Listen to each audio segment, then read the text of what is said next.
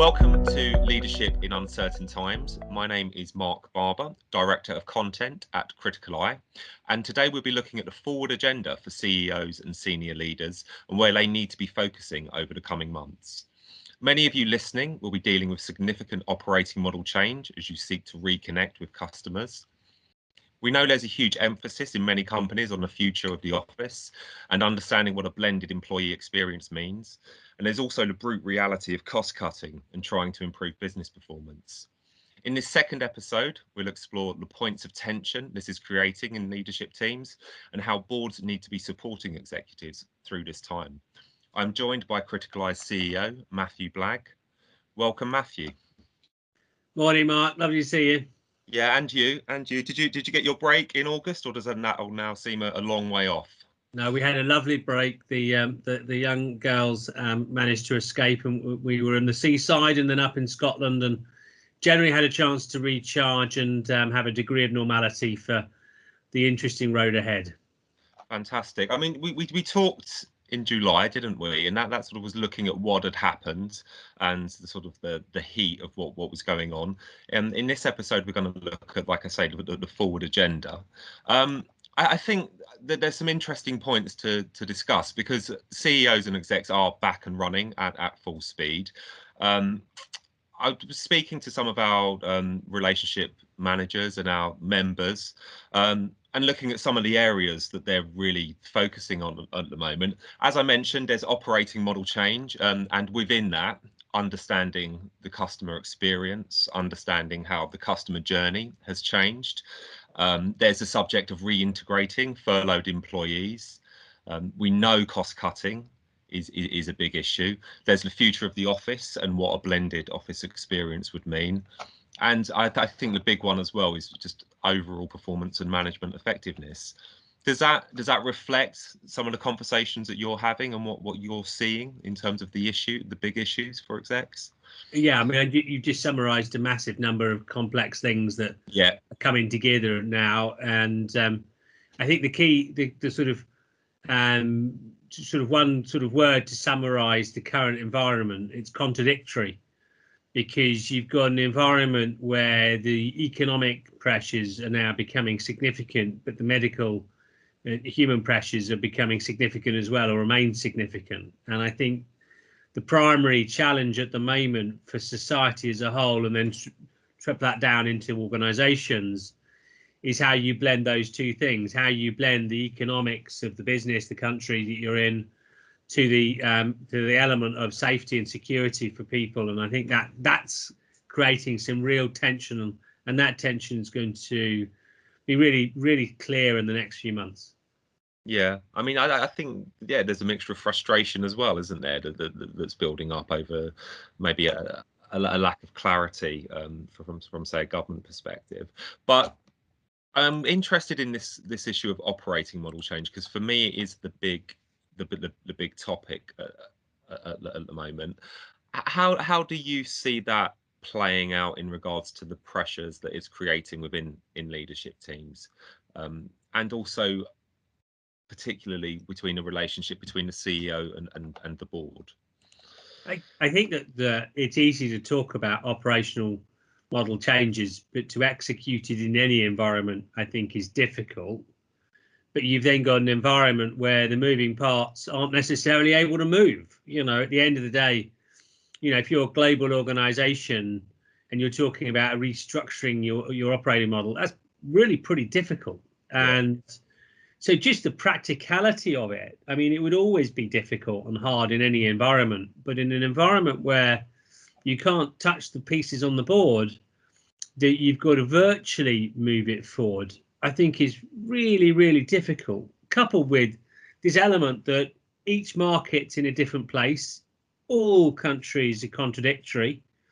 So there's insecurity and difference of opinion around how things work. I mean, there's a wonderful example that I was talking with a member this week in Switzerland, where they're on the mountains over the summer, and the bubble cars are safe, but then the cable car's full of people. And again, I think you've got these interesting contradictory elements that are playing out that make it very hard for organizations. I mean, organizations like certainty and they like clarity.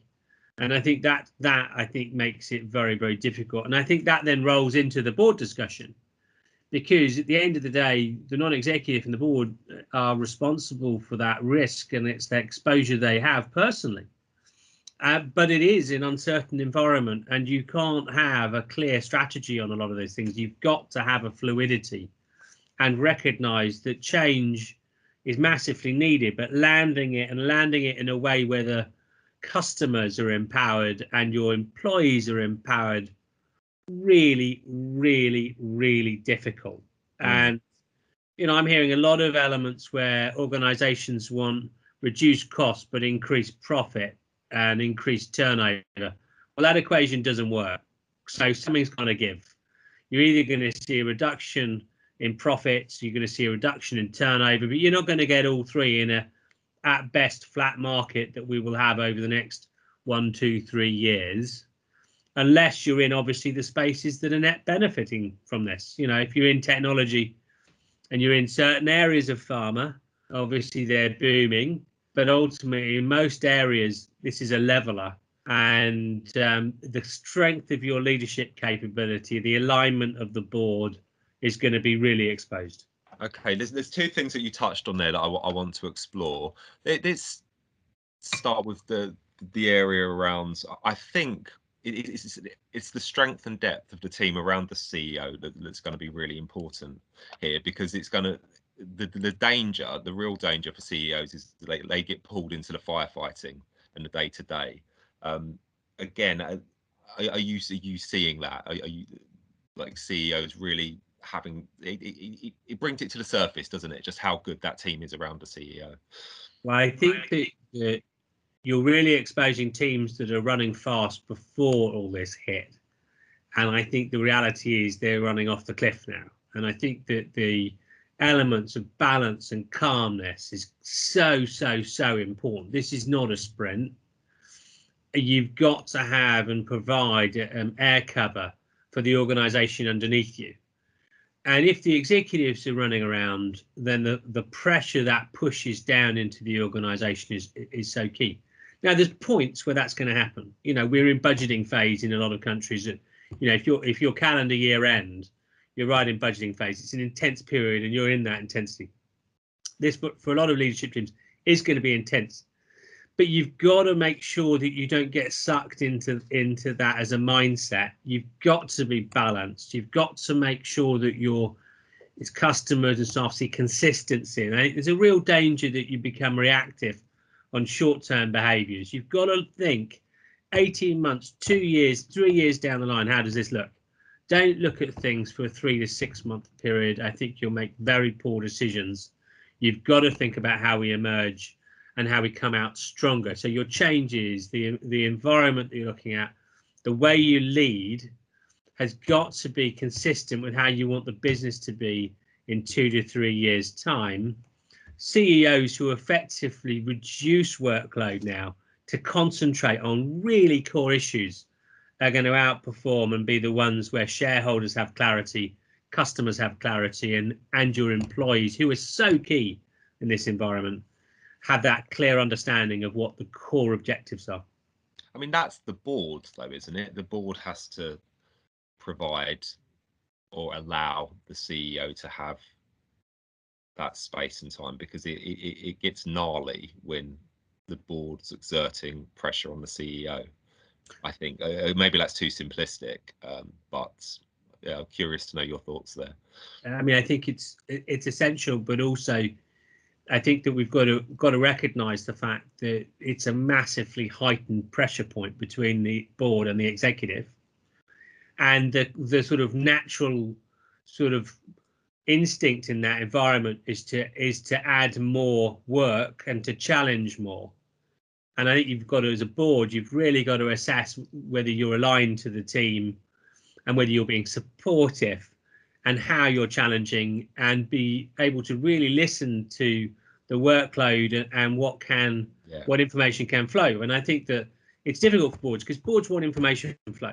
At the end of the day, they want to see what's behind decisions. This is going to require leadership decisions that do not have full information, or they have information that actually contradicts the decision.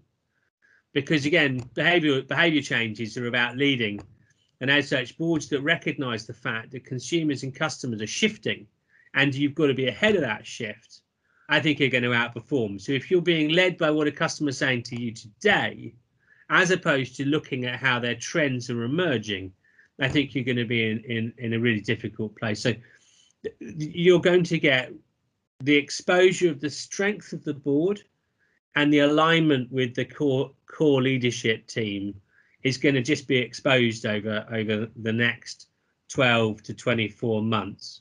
And again, the more there is a difference of opinion or a non-alignment, the more that will drive into the market, into the customer, and into the future of that organization. Yeah, I had an interesting conversation with a chair who said, yes, the executive team has done well so far, but it's almost like they were resting on their laurels a bit. And there's a case of really having to up the ante and being clear about, okay, what's next? What's next? Okay, we've ridden this period, but how are we going to get performance back to where it needs to be? And again, we talked about that a little bit before, but that is where we're at now, isn't it? It's crunch time. It is, but I think that my concern in those scenarios, I think that I would be very concerned about non-executives sitting at home and thinking they understand the environment that the executive and the organization's in. And so my big advice on boards is get back out there to see what's really going on and see what's feasible, because good in a falling or flat market is different to good in a growth market. And I think that's true globally. You know, some points, and this remains true, standing still could be outperforming. And I think there is a real danger you become reactive and not recognize the medium and long-term implications. And I think particularly when you're not operationally involved, how do you really hear about what's going on in the marketplace? How connected are you? You cannot apply your metrics from sitting at home on video calls. You've got to go and see it. You've got to get out. And my general view is that boards should be in person now, where they possibly can be, because I think you're going to get a better quality of debate. I also think boards have got to make sure that they have better strategic discussions as opposed to tactical discussions. So the better boards now are having the 2, 3, 4 year strategy days more regularly.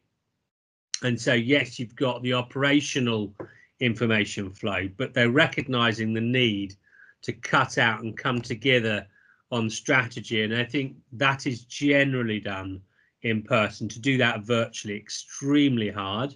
Although obviously with global multinationals where they can't get people physically around a table, but you've got to think about how you create that environment virtually, and you create an open environment where you can properly debate the forward agenda. Okay. To move it on slightly, and I appreciate some people listening will be divisional or regional CEOs and maybe won't have quite the board exposure that we're referring to here, but I'm hearing a lot of talk about retaining talent and reskilling. At the same time, I'm seeing the reality of a huge focus on cost cutting and redundancies, frankly. Are you seeing a similar mix in the language that's being used versus the reality of the decisions being made, and how do you see that playing out? Well, I think that comes back to this contradictory environment, and I think that's absolutely the case where organizations are in danger of being very contradictory. And I think the consistency of message is really important. And I think what I think we all recognize is the skills that got you here aren't necessarily the skills that are going to get you there. But how you take people through that journey and how you lead through it and how you're consistent and how your culture evolves is so key to success. Because I was talking to a group HR director of a large multinational the other day around the need for the organization to change. But at the same time, their culture is really good. They've been top quartile performance for the last 20 years. They're entrepreneurial. They've got a spirit and a culture that most organizations dream of, but they need to change. And the real debate there is, how do they get the balance right between taking the team that's got them there and that culture, retaining that culture, which is so key, but instilling change and speed and reaction and digital transformation. And I think that is a really good summary of the challenges organizations face. I think if you mess around with your culture, you don't emerge. You've got to think about how you enhance it. And that's where you should be thinking about your costs. And I think that making sure you're doing the things that enhance the culture of the business and enhance the changes that you need to make, but within that, invest in those things, but also recognize it is tight and you've got to make sure that you prune your costs accordingly. Yeah. I mean, it will define the culture of an organization, won't it? How those decisions are made and how leaders are communicating with their employees, because it's going to be watched very, very closely. I think it's watched constantly, and I think that in a modern world, things are played back to you, and I would be very careful around on thinking about short term how you communicate to how it will look in 2-3 years down the line. I think executives and leaders and boards need to remember that these things will be looked back on, as governments are, in terms of how you communicate and what you said, and then have they been consistent with what you're doing now. No, I agree. I mean, I suppose the thought that occurred to me there, and it's probably unfair on CFOs, but is there a danger within companies at the moment that it's the CFO takes total control over the company, and it is just very much, it obviously has to be about numbers, but it can come at a price as well. Again, sort of the thoughts around that. Are you seeing that perhaps in some companies? Well, I was talking to an HR director in Asia this morning, who is now was reporting CEO, now reporting the CFO. Okay. And there's no question that they believe that the business is making the wrong decisions because they're basing them on cost cutting without understanding what they want the business to be in the future. And that HR director is going to leave. And I think that I think that the inconsistency there, and I think you've got to get this balance right. I think you've got to have strong cost controls. You've got to have a strong finance function in this environment. And so it's key. Information flow on numbers is essential. That's different to driving the future of the business. I mean, businesses has to be about growth. And if this is a difficult, flat environment, it'll only be for a period and then the opportunities emerge. And so you've got to make sure that you're making the decisions that enable you to emerge. What I do think is key. If the balance sheet is in the wrong place, then you've got to deal with it. And that means the finance director and the CFO is front and center in the future of the business. And so there's no question the role has more influence, more visible power than you would normally have. The danger that can lead to an organization that's run on costs, not opportunity. Yeah, and again, it isn't to simplify it too much. Obviously, the financial health of a business is paramount.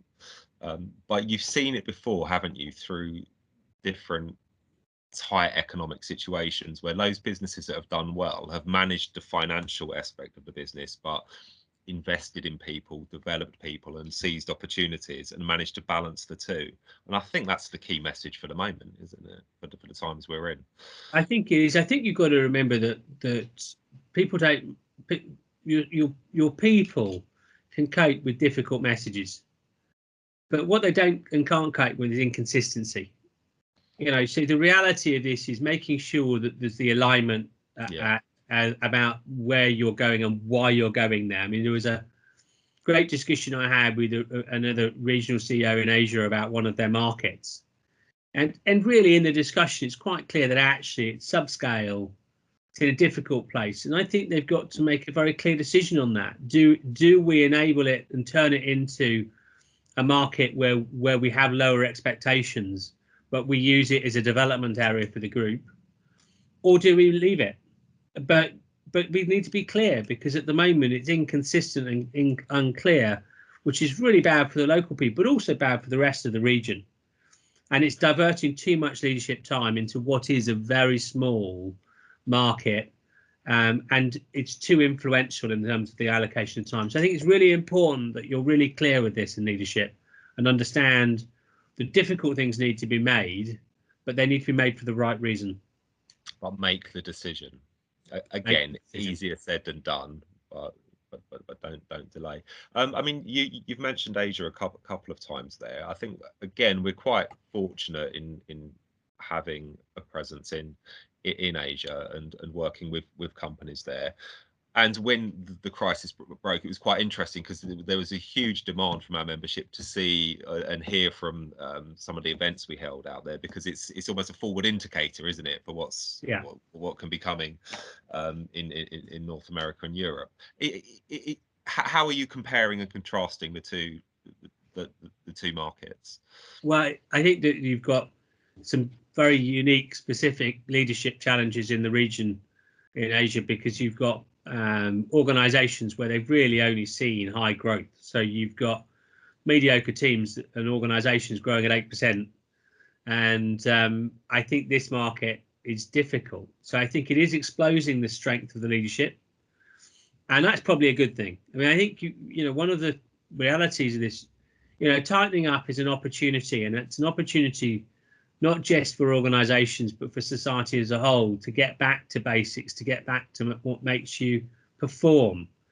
I think you'll see that in Asia fast. They are tightening up. The budgeting for next year is absolutely going on, and it will be a tight year next year.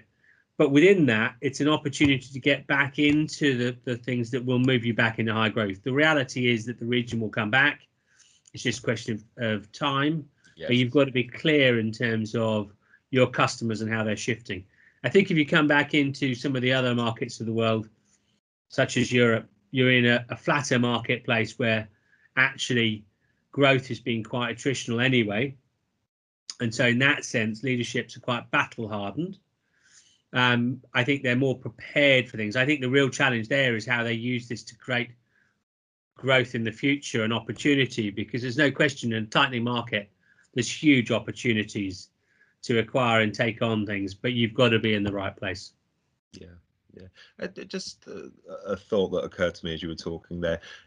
Are you seeing an acceleration of change going on, because it's actually quite a good time to do it in some ways, because you can attribute the drop in performance to the wider environment? So actually it's the case of, well, let's make the decisions that maybe we were not sure about or concerned about because of how the market would react, or internally how it could be perceived. You can just push it through, can't you? Yeah. In this environment, that is what's happening. I think that's absolutely right. I mean, effectively, we're moving forward in terms of where we're putting our bets. You're seeing the trends that were there already being accelerated. You only have to look at BP as an example, where they were on that path anyway. But there's no question, the element of, that change in consumption has brought, accelerated it massively. But it was happening anyway. So that process.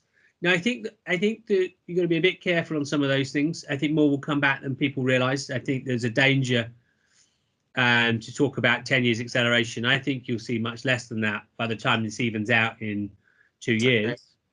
So I think you'll get it back. It's a bit like that element of moving an offices. I think you'll absolutely need to bring people together. So offices are not going to go away, and I think big cities aren't going to go away. So I think that you'll see some of these things come back. It's fascinating how divided the opinion is around that, because you speak to some execs and there's like, no, there's no real need to go in, and then others are like, we have to be. It's a real dichotomy, isn't there, between? I think there's a dichotomy until you actually get and have that proper discussion. I think there's very few leaders who think you can have a purely virtual business and have a strong culture, and a trust and a long-term and an ability to evolve and at scale. I think that you have to bring people together. You can do it in different ways. You've always been able to do it in different ways. I think that you'll see some of those ways come back, where you bring everyone together in a regional environment.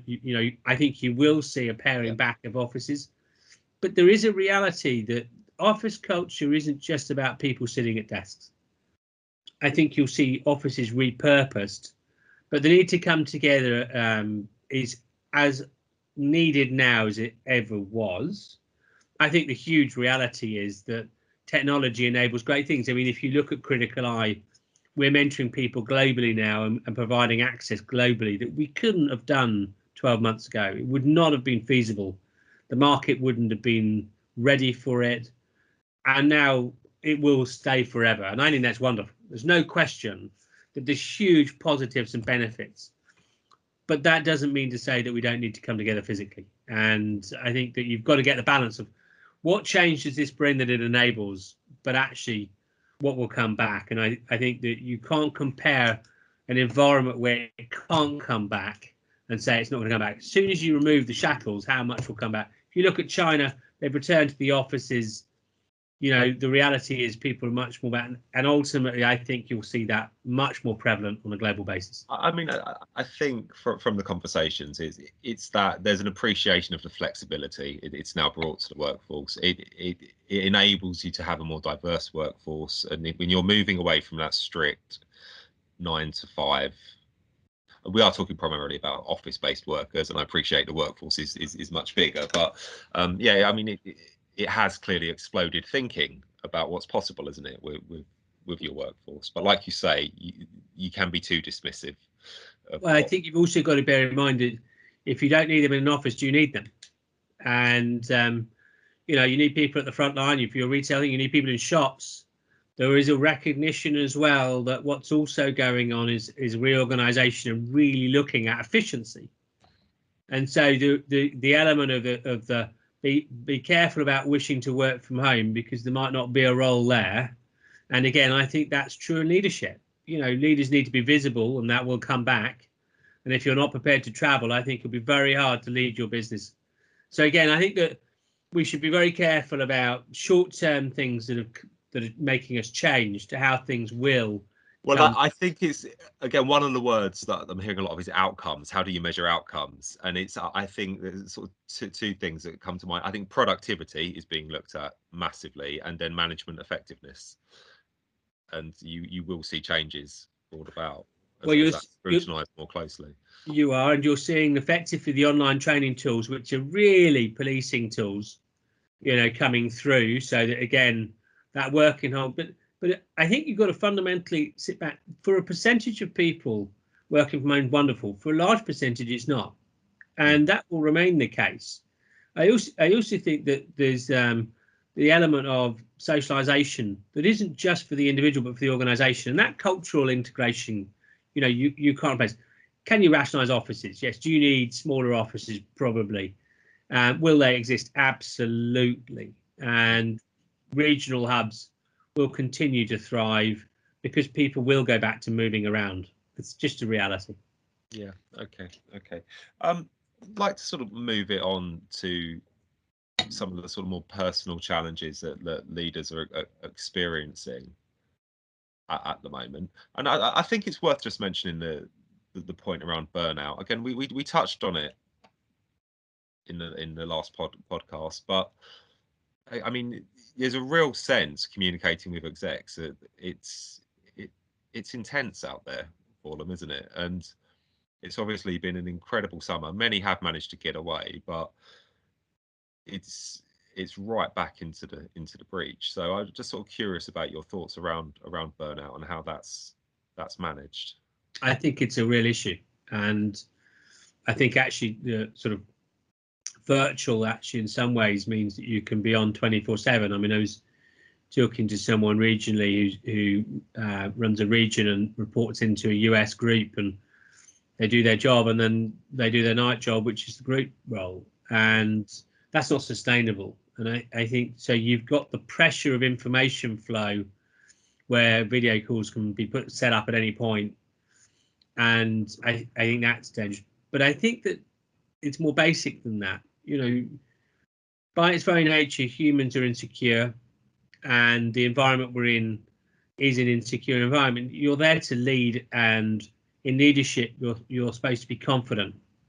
Now that requires you to have a real clarity about the road ahead. And I think in this environment, there isn't clarity. And I think that that's hard for leaders. I think it's hard for individuals. And I think that can come into executives' environment, and the expectation on them is that you know the answer. And that is going to be difficult for executive teams at the moment. And I think boards and CEOs have got to recognize the strength of the team where they really are. And I think that's why I think coming together and physically involving each other is really important. But the pressure is huge. Our research that came out in May was really talking about isolation from CEOs. And 12 months ago, it wouldn't have been a word they'd have used. I think that's really interesting how fast that's coming. I think that's going to continue because the speed of communication and the disruptive element of communications, everything you do is unpicked. And you're going to doing things that are not nice to individuals. It's going to be hard. So I think this is a very difficult time for these. By the way, it's also a huge opportunity. At the end of the day, you go into leadership not because of the easy times, but because of the hard times. It's where you learn your trade. It's where you thrive. And if you're good, it's where you enjoy it. I think it will expose that. I think if you're someone who's properly strong leader, I think you will thrive in this environment and be balanced and calm. I think if you start reacting, the pressure will come to you, and I think you'll be exposed. Also an important time to be benchmarking ideas and having reference points, because it is so new, and the pace as well that businesses are having to move at is daunting. I think that, and when we saw it in Criticaleye, when 08 happened, the executives who were in banks suddenly were exposed. They thought they knew the answer to everything, and they realised they didn't. And I think that what we're seeing now is so true across the leadership environment. You know, no one can articulate that they know the answers at the moment. I think the three areas that Criticaleye work: stakeholder, strategy, and leadership. Normally, a CEO would be pretty strong and competent on leadership, pretty strong and competent on strategy, and the real challenges would probably be the stakeholder component. At the moment, all three are lit in the challenge area. You know, your leadership environment is totally different. You know, how much you communicate. Are you over communicating or under communicating? Is it clear? What's the consistency and inconsistency? Are you being reactive? Are you creating air cover? Strategy, you know, there's no question you can become tactical in this environment. You can make too many changes. You can be unclear, and you're exposed very fast. And then the stakeholder bit. Well, if it was difficult normally, it's just toxic now. I mean, and you're going to be. If you go that far, you'd say it's toxic. Well, it has to be, and that's just the territory of the job. When it's really, really difficult, the stakeholder stuff is toxic. I mean, everyone, you know, you're paid a lot of money for a reason. At the end of the day, it's, you know, that's why you sit in the chair. It's a lonely chair. I always remember, and through Criticaleye, I've been able to see things and hear things that few people get access to. And I was very fortunate to have breakfast a few years ago with a retiring FTSE 20 CEO and a FTSE 20 chairman. And the CEO has been very open and talking about how tired they are. And the chairman said, do you think you're actually tired because, you know, the physical demands of the role, or because of the pressure? And it was a really interesting discussion, because the chairman's comment was, I don't think you realise how much baggage you carry around as a CEO. You don't as a chair. You know, you go to sleep at night. There is a CEO who's got that, and there's an executive team who carry the baggage. There is a reality. The baggage has got bigger. It's always quite large, but it's now very large. And I think for CEOs and executive teams, it's tough to get these things right. And they're human beings, and they're going through their own changes, and they've got their family issues. They've got children, and they're exposed. And so I think that the combination is huge and acute, because not only have you got the pressure in your position, but you've also got the pressure in terms of your private life. I think you'll see more executives finish their executive career over the next 18 months than you would normally see. I think that will be done for two reasons: some because they're tapped on the shoulder, and some because they decide that they don't want to do it anymore. Conversely, you'll see youth come through. You'll see young leaders emerge who thrive, who are ambitious, who grab the ball by things. And that's great. That's the future. And that's what we should be expecting to happen. That's what we want to happen. And we should be encouraging it to happen. Okay. I mean, at the start, I talked about the forward agenda. I mean, if you were to sort of reflect on as a senior exec and or CEO, how do you find out the space and time to be thinking about next year, the year after that, and where the business needs to be? What's your advice? I think that the typical issue here, and it's one word, and it's always the same word, but it's empowerment, and then coupled with that is then trust. At the end of the day, leaders are about empowering their people and trusting them. I think if you haven't got the right people, you know what you got to do, but you've then got to empower them, which means leave them alone, and it means you don't ask for multiple reports. I also, it's a great comment that universities come out of Criticaleye about when they looked at the leaders they've respected, and their comment was they got things out of my way. And this is an environment where boards, CEOs, divisional CEOs, executives have got to try and get stuff out of people's way. And I think that's true in all the functional areas as well. Why are we doing this? Be really clear. There's no point in producing things for the sake of it. If you haven't got time to commute it, why produce the data?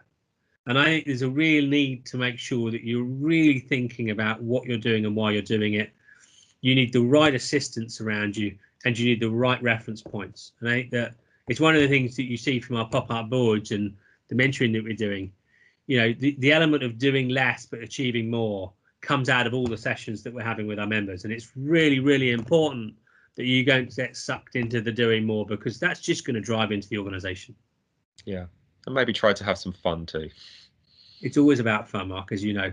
At the end of the day, as you know, I've always believed that. Fun. It is fun.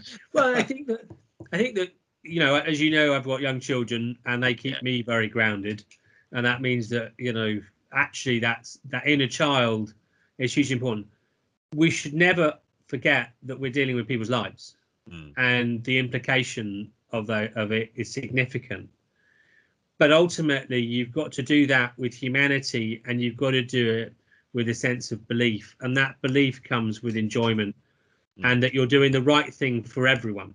And that I think is the really important. You've got to be able to look at yourself in the mirror and know that you make difficult decisions, but for the greater good of everyone. And if you're doing that, everyone will be happy, or as happy as they can be with that decision. You'll be proud of yourself, but also you will have that sense of achievement that fun comes with. Okay, I'll wrap it up there, Matthew. Thank you for talking with us today. It's a pleasure. I think that the last message, Mark, just to leave with everyone, is just remember, be calm. Don't run into things, and remember, leadership needs to be calm, however much everyone else runs around. Remain calm. Okay. Thank you, Matthew. It's a pleasure.